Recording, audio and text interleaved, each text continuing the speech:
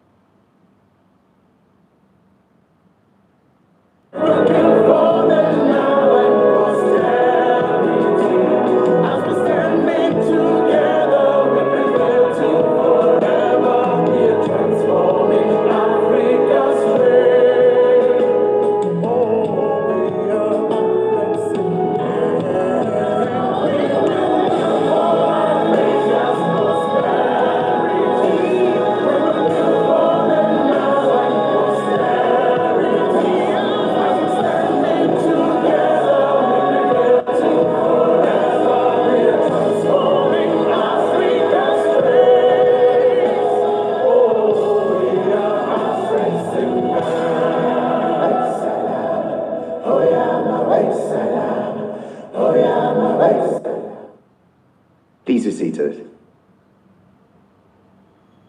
Making a difference for 30 years and counting. Ladies and gentlemen, please lend your attention to the screen.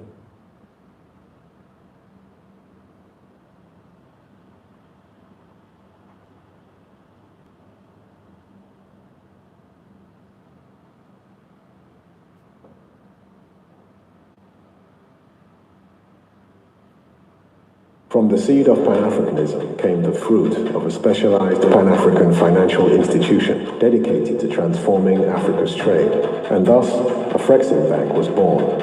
Now, 30 years on, we continue to champion Pan-African ideals. We are delivering the vision. We are building prosperity for Africans. We have taken inspiration from the action plan of the Organization of African Unity at its inception in 1963. To deliver a Pan-African payment and clearing union, to ease the movement of Africa's goods and services across borders, and to use Pan-African trade fairs to promote Africa's products and services across the continent and worldwide. We have constantly lived a Pan-African dream, standing by and with Africans in good and bad times, in times of strife and in times of crises, from pandemics to commodity prices shocks, from climate crisis to financial turmoil, in times of war and in eras of boom. And today, we are a stalwart supporter of the African Continental Free Trade Agreement. We have proved the naysayers wrong by building a preeminent export-import bank on the continent of Africa, by constantly innovating to diversify and accelerate Africa's trade, becoming a bridge that reconnects brothers and sisters in Africa, the Caribbean, and with Africa's diaspora, leveraging innovation and creativity to overcome challenges and create opportunities. We recognize the critical importance of industrialization to Africa's economic transformation, We are building pathways and infrastructure to drive export development and help transition away from commodity dependence. We are devising new ways to access our markets, build supply chains, and provide trade and investment information to unlock growth opportunities.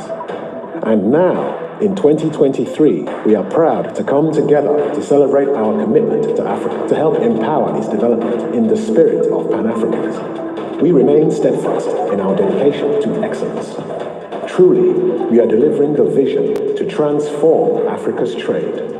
Truly, for today and tomorrow, we are building prosperity for Africans. Delivering the vision, building prosperity for Africans.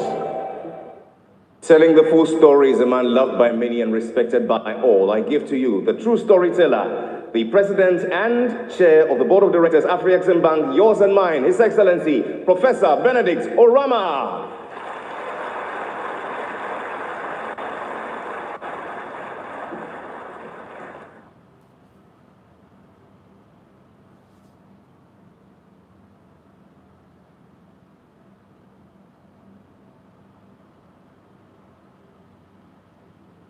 Thank you, Master of Ceremony. Good morning, everybody. Excellency, President Akufo-Addo, our host, President of the Republic of Ghana, Champion of the African Union for Financial Institutions, Your Excellency, President, Prime Ministers, representatives of President here with us, Your Excellency, former President, former Prime Ministers, Your Excellency, Honorable Minister Ken Ofori-Atta, and other ministers, central bank governors with us, our presidents of AfreximBank, board of directors, and shareholders,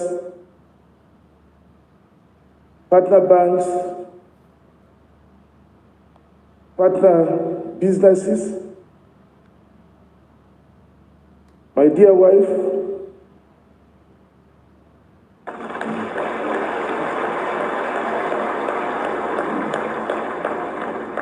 distinguished ladies and gentlemen.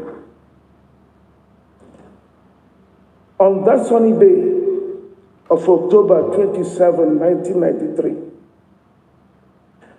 I sat in the corner of the conference hall of the Hilton Hotel, Abuja, as the inaugural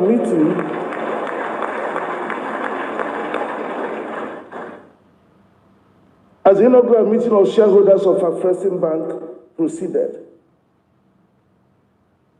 There was a notable air of optimism and accomplishment. While the birth of AfreximBank ushered in a new era of Africans rising to take their destiny in their hands, many at the meeting knew that the journey to that destiny would be long and arduous. So critical was the task before the young institution that the late Dr. Babakar Ndiaye, the then president of African Development Bank, who championed the AfreximBank project, said, and I quote, "It is now increasingly clear that democracy in Africa is not sustainable if it is not accompanied by economic development. And economic growth is impossible without an improvement in Africa's trade, and that an expansion in Africa's trade, especially exports, cannot occur without well-capitalized, commercially run, efficient, and profitable trade finance institutions." That statement was a clear acknowledgement that the event of that day will be pivotal to the future of Africa. 30 years on, the jury is in, and there could be no better place to celebrate our collective achievements than the birthplace of the champion of Pan-Africanism, the late Osagyefo Dr. Kwame Nkrumah.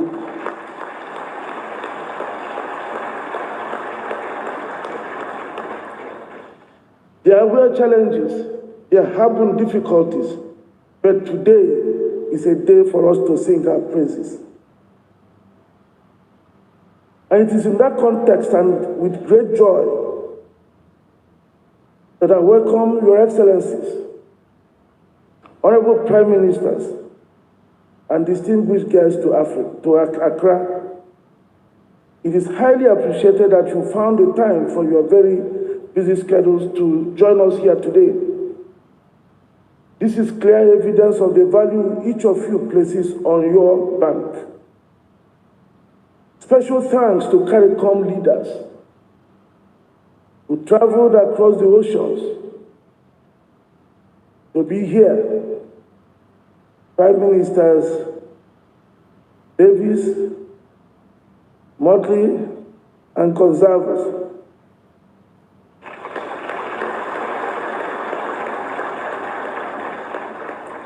This is an indication that we are finally determined to have one homeland, to redraw the map of the world, to unveil a new continent, the Afro-Caribbean continent.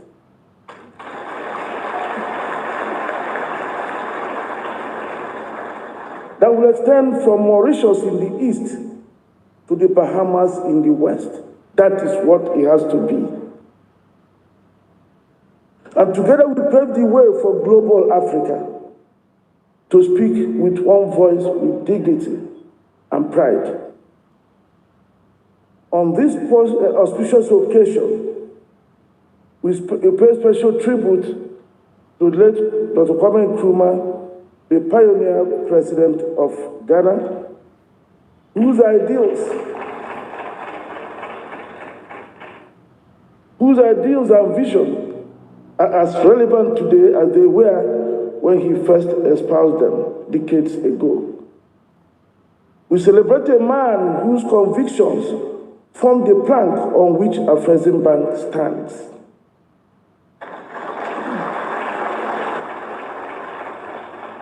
While we celebrate the visionary and brave African freedom fighters of old, we must also pay special tribute to the torchbearers who in the present are steering Africa's economic struggle.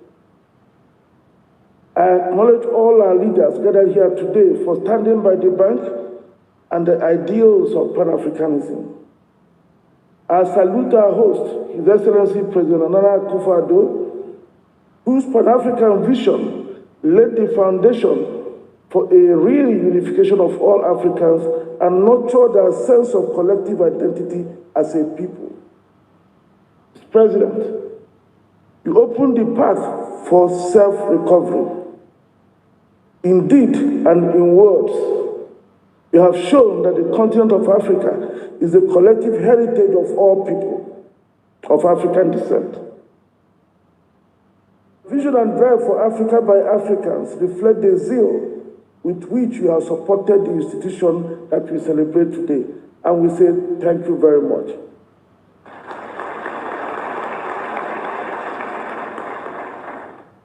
Your Excellencies, Honorable Prime Minister, distinguished ladies and gentlemen, today we celebrate the wisdom of having our own institutions that understand us, think like us, and therefore can stand with and by us in good and bad times.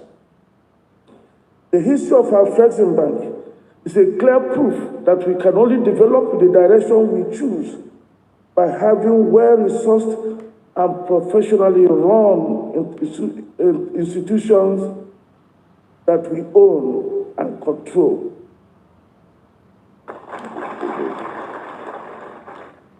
Dr. Babakar Ndeye said this as a hypothesis in 1993. Today, I present AfreximBank as a proof of that hypothesis.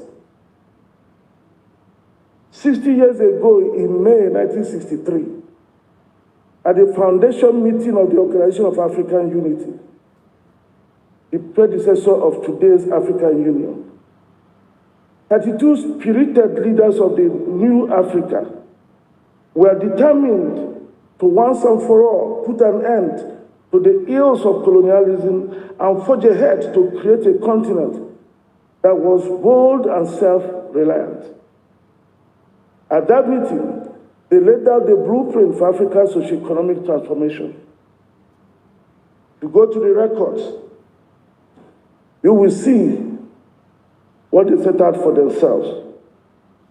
And I will list their priorities.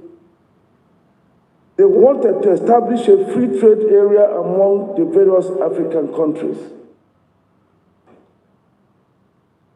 Wanted to establish what they called at that time a Pan-African Payments and Clearing Union. They resolved to establish a common external tariff to protect the stabilization fund. So wanted to develop trade among African countries by the organization and participation in African trade fairs and exhibitions, and by granting transport and transit facilities. Finally, they wanted to progressively free national currencies from all non-technical external attachments and the establishment of a Pan-African monetary zone. Your Excellencies, distinguished ladies and gentlemen, for 60 years, this well-articulated roadmap remained a map and gathered dust. But thanks to the vision of African leaders who founded AfreximBank 30 years ago, one by one, they are being delivered within the framework of Team Africa, comprising the African Union and its agencies, the FCFTA Secretariat, and the AfreximBank as the underpinning banker.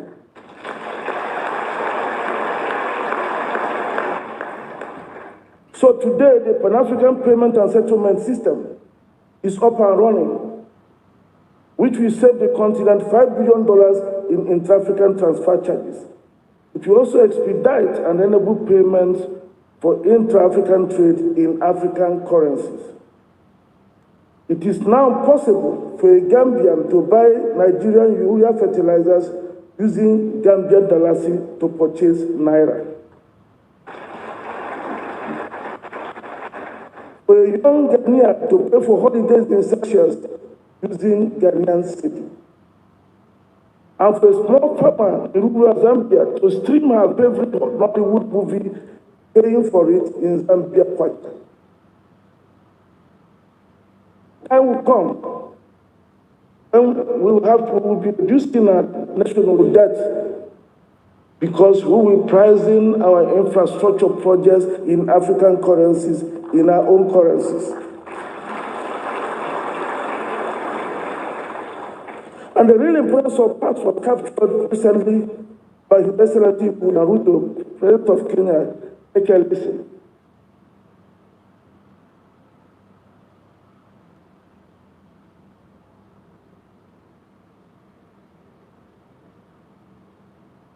Is the medium of exchange. The barriers to easy payments and settlements across borders within our continent are simply unsustainable. Let me give you an example. Traders from Djibouti selling to Kenya, or traders from Kenya selling to Djibouti, have to look for US dollars. How is US dollars part of the trade between Djibouti and Kenya? Why?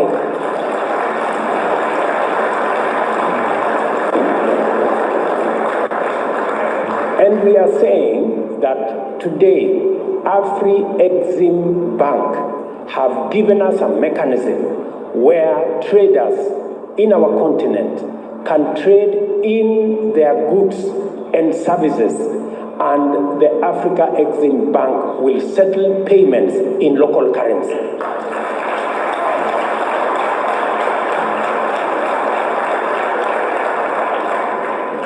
That is why Kenya champions the Pan-African Payment and Settlement System that is done by our own institution, the AfreximBank. Why, members? Why is it necessary for us to buy things from Djibouti and pay in dollars? Why? There's no reason. And we are not against the US dollar. We just want to trade much more freely. Let us pay in US dollars what we are buying from the US. But what we are buying from Djibouti, let's use local currency.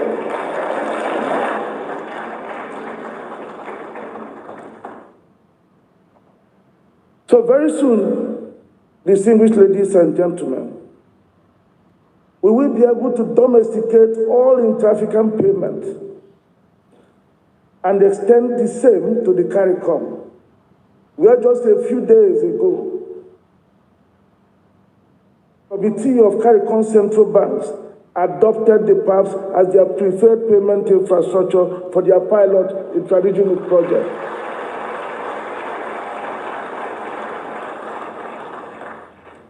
By this singular move, we are one step closer to a full integration of African and CARICOM economies, the PAPs becoming the instrument for bringing our economies together. Payment is about everything. With PAPs, every African currency will become convertible within Africa, and every CARICOM currency will also become convertible, even in Africa. President backs the clearing and settlement with an amount of $3 billion. With this level of financial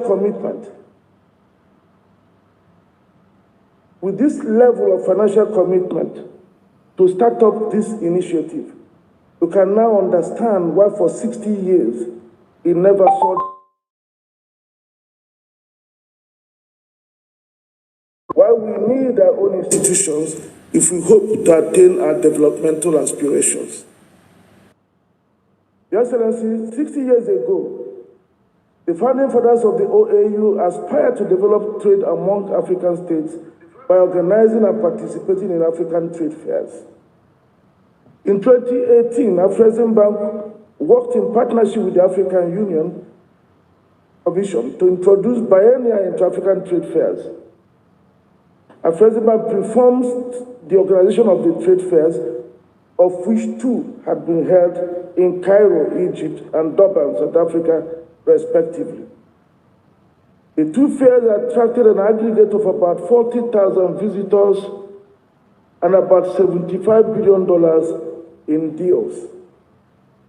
With the AFCFTA Secretariat joining the partnership following its establishment, the Intra-African Trade Fair, branded the AFCFTA Marketplace, has now become the largest gathering of African businesses and traders.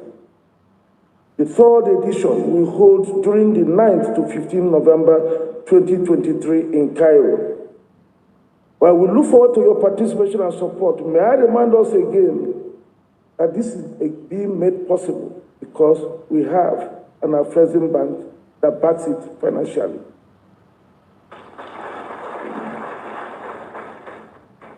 And it's because Africa has AfreximBank that an integrated regional transit guarantee scheme for the continent has been bettered to ease the movement of goods across our 110 borders. Under the scheme, goods can move across multiple African borders under one transit bond. Significant